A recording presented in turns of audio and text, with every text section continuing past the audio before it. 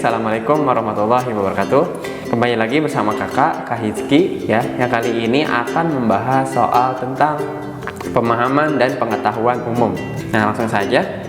Yang pertama, nah, PPU ini kebanyakan soalnya itu tentang teks. Biasanya menanyakan tentang ide pokok, kalimat utama, atau kesimpulan. Oke, nah contohnya seperti soal berikut. Berdasarkan paragraf di atas, manakah simpulan di bawah ini yang benar? Biasanya simpulan ini berada di kalimat utamanya. Ya, kalimat utama ini biasanya kalau nggak di awal ya di akhir kalimat. Kita baca dulu. Penggunaan internet di Indonesia terus mengalami peningkatan yang sangat tajam. Perkembangan teknologi seperti telepon yang semakin canggih merupakan faktor utama penyebab melonjaknya penggunaan internet di Indonesia. Jika teknologi berkembang, pengguna internet meningkat. Sementara itu, jika seorang mengikuti perkembangan zaman, seseorang bisa berkomunikasi dengan berbagai media. Ya, dalam hal ini tidak ada pengguna internet yang gagap teknologi. Sebagian dari pengguna internet tersebut memiliki telepon canggih. Nah, berdasarkan paragraf di atas, manakah simpulan di bawah ini yang benar? Berarti di sini kan berbicara tentang penggunaan internet atau teknologi. Nah, dapat disimpulkan dalam paragraf ini bahwa semua pengguna internet yang gagap teknologi tidak memiliki telepon canggih atau pilihan yang E.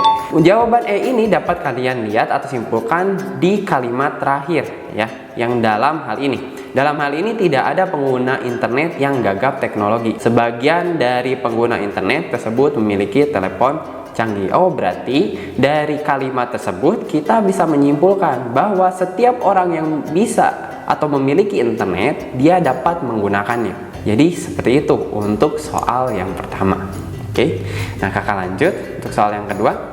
Ya, berdasarkan paragraf di atas, jika kemajuan teknologi yang diibaratkan sebagai pisau yang bermata dua, manakah simpulan di bawah ini yang paling mungkin benar? Oke, nah di sini kita harus tahu dulu maksud dari pisau bermata dua. Berarti pisau tersebut memiliki dua belah mata atau sisi yang tajam.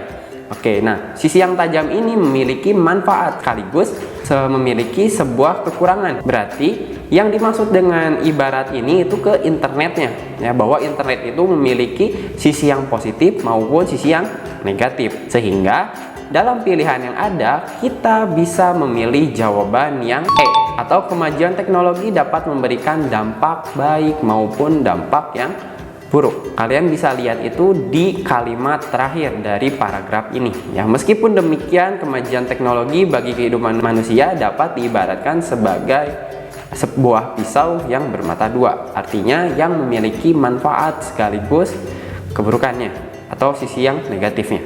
Oke, seperti itu untuk soal yang nomor 2. Baik, kita ke soal berikutnya. Berdasarkan gambar di atas, manakah simpulan di bawah ini yang benar mengenai penggunaan internet di DKI Jakarta?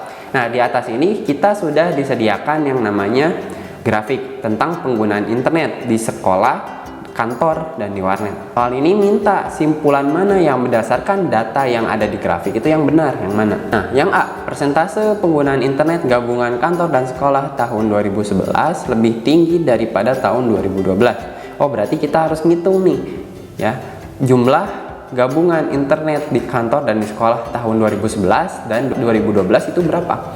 Oke, yang pertama kita bisa hitung dulu nih yang 2011. Oke, nah yang kantor 2011 itu jumlahnya adalah 26 atau 25 ya, 26 aja ya, ditambah dengan jumlah internet yang ada di sekolah yaitu sebanyak, nah ini kan di tengah-tengah ya, kita ambil 7 aja nih. Oh, berarti jumlahnya sama dengan 26 ditambah 7 itu sama dengan 33. Sementara di tahun 2012 jumlah yang kantor itu kantornya itu sama, berarti sama-sama 26 ditambah dengan jumlah yang di sekolahnya berapa? Nah, kira-kira 11 nih. Oke, karena ini udah 10 lebih. Oke, maka kalau dijumlahin itu sama dengan 37. Maka dapat disimpulkan bahwa 2011 itu lebih kecil atau lebih rendah daripada 2012. Sehingga jawaban yang A salah. Yang B, persentase penggunaan internet gabungan kantor dan warnet ya, tahun 2013 lebih rendah daripada 2014. 13 itu gabungan kantor dan warnet. Oke, kantor dan warnet itu 2013 itu sama-sama 25, berarti 25 ditambah 25. Hasilnya itu adalah 50 ya. Nah, sementara untuk tahun 2014 gabungan internet, warnet dan kantor itu kira-kira 19 ya ditambah dengan 25. Maka hasilnya itu adalah 44. Benar tidak? 13 lebih rendah. Ya, salah kan? Malah 13-nya yang lebih tinggi. Oke, kita lanjut yang C. Persentase penggunaan internet di kantor tahun 2014 lebih tinggi daripada gabungan sekolah dan warnet. Oke, kantor itu lebih tinggi dibandingkan gabungan warnet dan sekolah ya. Tadi 2014 itu warnetnya itu ada 19, sementara sekolahnya itu kisaran 17 ya. 19 tambah 17 sama dengan 36, sementara di kantornya itu cuma 25. Oke, salah ya, harusnya lebih rendah. Oh, berarti yang pilihan C juga salah. Yang D, tahun 2012 persentase penggunaan internet di warnet lebih tinggi daripada gabungan pengguna internet di kantor dan warnet. Oke, warnetnya tahun 2012. Warnet tahun 2012 itu kira-kira sebesar 32 ya. Nah, sementara gabungan warnet dan kantor ya pasti lebih tinggi kan ya, karena ini gabungan warnet dan kantor, pasti jawabannya salah. Oke, yang E, persentase pengguna internet gabungan kantor dan warnet 2014 lebih rendah daripada tahun 2012. Kita hitung gabungan warnet dan kantor tahun 2014. Oke, berarti ini 19 ditambah 25 ya, tadi kita udah hitung 19 ditambah 25. Oke, akan sama dengan 44.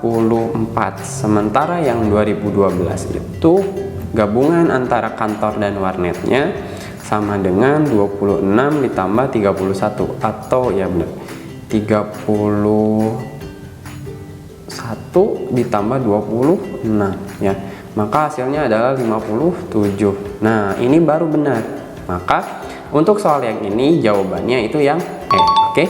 Nah, kalian harus teliti dalam membaca data atau grafik yang disediakan oleh soal ini. Oke, ide pokok pada paragraf pertama teks kedua di atas adalah apa? Nah, untuk ide pokok ini ada sedikit syaratnya ya. Syarat dari ide pokok itu harus memiliki yang minimal S tambah P, atau subjek ditambah predikat. Nah, kita baca dulu nih. Sebuah penelitian dari Universitas Aberdeen, Skotlandia menyebutkan polusi udara menghambat pertumbuhan janin pada bulan-bulan terakhir sebuah kelahiran. Berkurangnya bobot lahir bayi dikaitkan dengan paparan asap rokok serta banyak faktor lain. 3. Tim peneliti yang dipimpin oleh Profesor Steve Turner mengatakan bahwa pihaknya telah meninjau selama 1 dekade atau kurang lebih 10 tahun untuk meneliti masalah tersebut hingga akhirnya ditemukan hubungan antara gas ditemukan dalam polusi udara dan pengaruh pada janin. Nah, mungkin kalian tinggal milih aja antara kalimat 1, 2, atau 3. Nah, kita tinggal cek aja apakah di nomor 1 itu ada subjeknya. Di sini kan membahas tentang bayi ya, hubungannya perkembangan bayi. Di sini nomor 1 itu tidak disebutkan tentang bayi yang baru lahir, atau tidak ada subjek bayi yang baru lahir. Oke, hanya pengaruh tentang janin saja. Nah, sementara di kalimat 2 ada nggak kira-kira? Nah, ternyata ada, yaitu berkurangnya bobot lahir bayi. Ini adalah subjeknya. Katanya kan harus minimal ada subjek dan predikat. Predikat itu kata kerja ya. Nah, di kalimat 2 itu ada predikatnya. Predikatnya itu adalah kata-kata dikaitkan atau kata kerjanya. Oke. Sementara di nomor 3, tim peneliti yang dipimpin oleh Profesor Steve ya mengatakan bahwa pihaknya telah meninjau selama 1 dekade. Di sini kan tentang penelitiannya ya. Oke, bukan masalah yang diteliti. Jadi nomor 3 ini salah, bukan yang menjadi ide pokoknya. Sehingga kakak bisa simpulkan bahwa untuk pertanyaan nomor ini adalah yang D ya.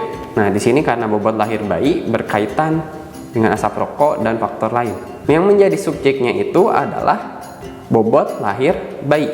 Ya, sementara yang berkaitannya itu adalah predikatnya. Nah, sementara yang menjadi objeknya itu adalah asap rokok dan faktor lain. Nah, sehingga yang D itu cocok untuk menjadi ide pokok. Nah, di sini ada teks full nih. Nah, pernyataan yang tidak sesuai dengan teks di atas, sesuai tidak teks di atas ya. Kalian tinggal cari aja kalimat kuncinya. Misalkan yang A nih, paparan nitrogen oksigen ya dari knalpot kendaraan bermotor mengakibatkan ukuran kepala bayi lebih kecil. Apakah ada kalimatnya? Ternyata kalau misalkan kalian cari untuk yang pilihan A itu ada di nomor 5. Ya, Turner mengatakan bahwa paparan nitrogen dioksida yang dipancarkan dari knalpot kendaraan bermotor, pembuatan dan pembakaran gas dan batu bara mengakibatkan ukuran kepala. Oh, berarti ada nih yang A. Berarti benar. Yang B, polusi udara menghambat pertumbuhan janin pada trimester terakhir kehamilan. Untuk yang B ini kalian bisa menemukannya di kalimat nomor 10. Namun dalam penelitian ini Turner dan timnya menemukan bukti jelas pada trimester ketiga khususnya. Paparan nitrogen dioksida mengurangi pertumbuhan janin. Ini tadi nomor 5, ini nomor 10. Yang C, penelitian tentang polusi udara yang dikaitkan dengan ukuran janin telah dilakukan berbagai negara di dunia. Apakah ada? Kita lihat. Kalimat 1 enggak, nomor 2 juga enggak, 3 coba ya. Penelitian polusi udara dikaitkan dengan ukuran janin telah dilakukan di berbagai negara. Apakah benar? Yang ini baru dilakukan oleh Universitas Aberdeen yang diketuai oleh Profesor Steve Turner. Oke, berarti jawaban yang C itu tidak ada teks di atas. Oke, berarti jawabannya adalah C karena kita ingin yang tidak ada atau yang tidak sesuai. Nah, ini udah masuk bahasa Inggris. Hal yang pertama, which group of reader can take the positive side of the passage?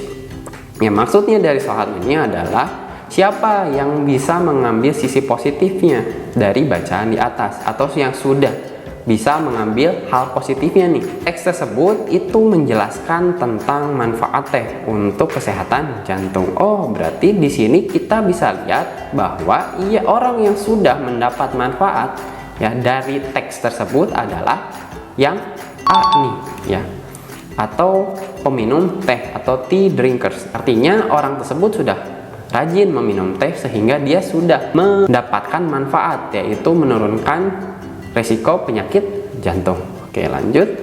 What conclusion can we draw from the passage, especially on people who are non-tea drinkers? Oke, apa sih simpulan yang bisa didapatkan ya, terutama untuk orang yang bukan atau yang tidak sering meminum teh. Tadi kan kita udah baca ya, atau kakak udah baca nih tentang teks tersebut ya. Kira-kira isinya adalah tentang resiko yang akan diterima jika tidak meminum teh, atau lebih tepatnya adalah resiko penyakit jantung yang bisa diturunkan dengan cara meminum teh. Oke, maka dari itu kesimpulan yang kita bisa dapat adalah yang E ya.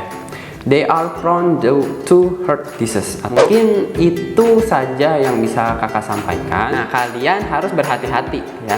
Kadang kalian suka terkecoh nih, kecoh dalam atau ketika membaca teks. Untuk kedepannya lebih berhati-hati lagi dalam membaca soal dan membaca teks, karena di sana terdapat banyak informasi yang kakak dapat. Nah, di akhir video ini kakak sudah menyiapkan nih 2 buah soal untuk kalian kerjakan. Nah, kalau misalkan udah mendapatkan jawabannya, kalian bisa komentar ya di kolom komentar yang ada di video di bawah ini. Oke, nah mungkin cukup sekian dari kakak pembahasan PPU kali ini. Kurang lebihnya mohon maaf. Assalamualaikum warahmatullahi wabarakatuh. Tetap semangat untuk belajar.